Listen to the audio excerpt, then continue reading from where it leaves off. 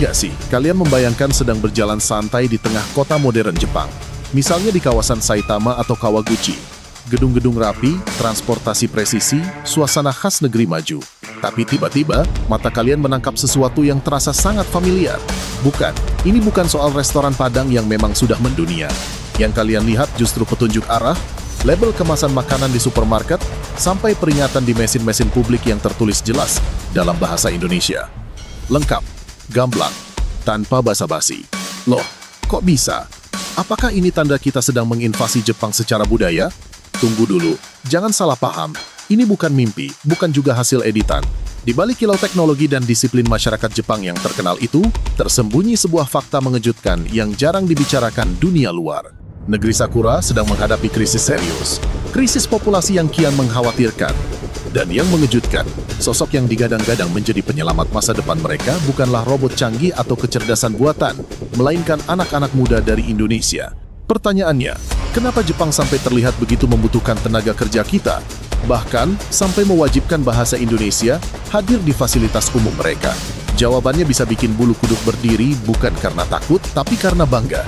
Halo semuanya, selamat datang kembali di channel ini. Di video kali ini kita akan mengupas tuntas sebuah fenomena unik sekaligus membanggakan. Bagaimana bahasa dan budaya Indonesia mulai hidup di Jepang. Bukan lagi sekadar hadir lewat wisatawan yang datang dan pergi, tapi sebagai bagian penting dari denyut nadi kehidupan masyarakat Jepang itu sendiri. Sebelum kita masuk lebih dalam ke fakta-fakta yang mungkin belum pernah kalian dengar sebelumnya, pastikan kalian sudah menekan tombol like. Dukungan kalian sangat berarti agar kami bisa terus menghadirkan konten berkualitas. Dan buat kalian yang baru mampir, jangan lupa subscribe dan nyalakan lonceng notifikasi, supaya tidak ketinggalan bahasan menarik seputar fakta-fakta dunia yang jarang disentuh media arus utama. Oke? Kalau sudah, mari kita bongkar semuanya satu persatu. Kita perlu memahami gambaran besarnya dulu. Jepang adalah raksasa ekonomi dunia. Teknologinya luar biasa, tata kotanya tertata rapi, dan budayanya dikenal sangat disiplin. Tapi di balik semua itu, ada satu masalah besar yang bikin pemerintahnya pusing setiap hari. Resesi seks dan krisis demografi ekstrim. Sekolah-sekolah dasar terpaksa ditutup, bukan karena kekurangan dana, tapi karena tidak ada murid baru. Kota-kota kecil terasa sunyi, seperti kota hantu. Toko-toko kekurangan kasir, pabrik-pabrik mesinnya menyala, tapi tidak ada operator manusia yang cukup. Angka kelahiran jatuh ke titik terendah sepanjang sejarah, sementara jumlah lansia terus melonjak. Ini bukan masalah sepele, ini bom waktu. Jepang butuh tenaga kerja. Jepang butuh manusia produktif yang nyata. Mereka sadar, robot tidak bisa sepenuhnya menggantikan sentuhan manusia, terutama untuk merawat lansia atau menjaga keberlangsungan industri. Dan tepat di saat krisis itu mencapai titik kritis, datanglah gelombang penyelamat dari arah selatan. Siapa lagi kalau bukan para pekerja asal Indonesia? Dulu, pekerja asing mungkin hanya dipandang sebagai pendatang sementara. Gaijin, datang, bekerja, lalu pulang. Tapi hari ini, narasi itu berubah total. Media Jepang kini secara terbuka mengakui satu fakta yang tak bisa dibantah. Tanpa kontribusi warga Indonesia, krisis populasi Jepang akan jauh lebih parah dari sekarang. Ini bukan pujian kosong, ini realita di lapangan.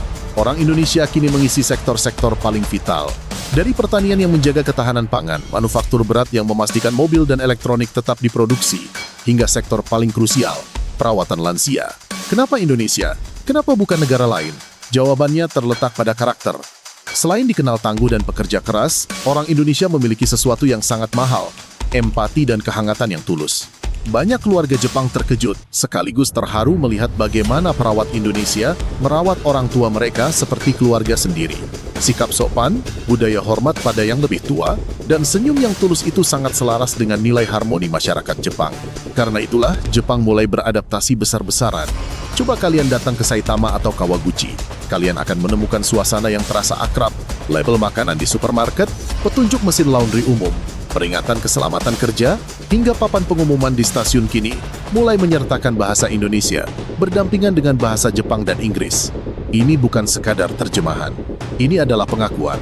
Jepang ingin orang Indonesia merasa nyaman, dihargai, dan betah. Mereka tidak lagi menuntut kita untuk sepenuhnya menjadi orang Jepang, tapi justru merangkul identitas kita. Fasilitas ibadah semakin mudah ditemukan. Makanan halal makin menjamur. Ini bukti bahwa soft power Indonesia itu nyata, tanpa paksaan, tanpa konflik.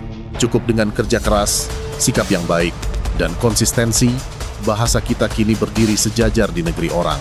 Dan yang lebih menarik, hubungan ini tidak berhenti di ranah pekerjaan. Ia merembes ke ranah sosial dan personal. Jepang dan Indonesia kini bukan hanya mitra kerja, tapi sahabat. Di tengah krisis pernikahan yang melanda Jepang, muncul fenomena baru. Anak muda Jepang mulai direkomendasikan untuk membuka hati pada orang Indonesia. Alasannya sederhana, tapi dalam. Orang Indonesia dikenal hangat, family-oriented, dan setia. Banyak orang tua Jepang merasa lebih tenang jika anaknya menikah dengan orang Indonesia karena percaya masa tua mereka tidak akan diabaikan. Nilai-nilai ketimuran yang mulai memudar di Jepang justru masih hidup kuat di Indonesia. Itulah daya tariknya. Bahkan tak jarang muncul kisah manis. Orang Jepang belajar bahasa Sunda, Jawa, atau Indonesia demi bisa lebih dekat dengan pasangan dan keluarga besarnya. Ini bukan sekadar hubungan antar individu. Ini diplomasi hati. Akhirnya, satu kesimpulan besar bisa kita tarik. Orang Indonesia di Jepang bukan sekadar pekerja. Kita adalah pembawa budaya, pembawa empati, dan bagian dari solusi masa depan mereka. Setiap keringat yang jatuh di pabrik, setiap lansia yang dirawat dengan penuh kasih, setiap sapaan ramah di pagi hari, semuanya mengangkat martabat Indonesia di mata dunia. Bahasa Indonesia yang terpampang di stasiun Jepang adalah simbol kecil dari kemenangan karakter bangsa kita. Jadi, buat kalian yang sedang berjuang di luar negeri atau bermimpi ke Jepang, ingat satu hal, kalian bukan hanya mencari nafkah, kalian adalah wajah Indonesia. Dan hari ini, wajah itu dihormati. Pada akhirnya, kisah ini bukan sekadar tentang tulisan bahasa Indonesia yang muncul di supermarket atau stasiun kereta di Jepang. Ini adalah cerita tentang bagaimana sebuah bangsa kecil di Asia Tenggara mampu meninggalkan jejak besar di negeri maju seperti Jepang, bukan dengan paksaan, bukan dengan kekuasaan, melainkan dengan karakter. Orang Indonesia datang membawa tangan yang mau bekerja, hati yang mau peduli, dan sikap yang penuh rasa hormat. Di saat dunia semakin dingin dan individualistis, kehangatan itu justru menjadi sesuatu yang langka dan sangat dibutuhkan. Bahasa Indonesia yang kini terpampang di ruang publik Jepang bukan hanya alat komunikasi, tetapi simbol pengakuan. Pengakuan bahwa kehadiran kita nyata, peran kita penting, dan kontribusi kita tidak bisa diabaikan. Setiap keringat yang menetes di pabrik, setiap lansia yang dirawat dengan penuh kasih, setiap senyum yang disapa di pagi hari, semuanya membangun citra Indonesia pelan-pelan, tanpa sorotan kamera, tapi berdampak besar. Kita membuktikan bahwa martabat bangsa tidak selalu dibangun dari atas, melainkan dari jutaan tindakan kecil yang dilakukan dengan tulus. Bagi kalian yang sedang berjuang di luar negeri, kisah ini adalah pengingat bahwa kalian bukan sekadar pekerja. Kalian adalah wajah Indonesia di mata dunia. Cara kalian bekerja, berbicara, dan memperlakukan sesama, itulah yang membuat bangsa lain menaruh hormat pada merah putih. Dan bagi kita semua di tanah air, ini adalah alasan untuk bangga bukan dengan arogansi, tapi dengan rasa syukur dan tanggung jawab untuk terus menjaga nilai-nilai baik yang kita miliki. Hari ini Jepang menghargai kita.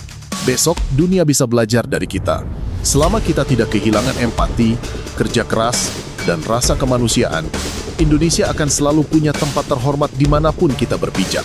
Karena sejatinya, bangsa yang besar bukan hanya yang disegani, tetapi yang kehadirannya dirindukan dan dihormati.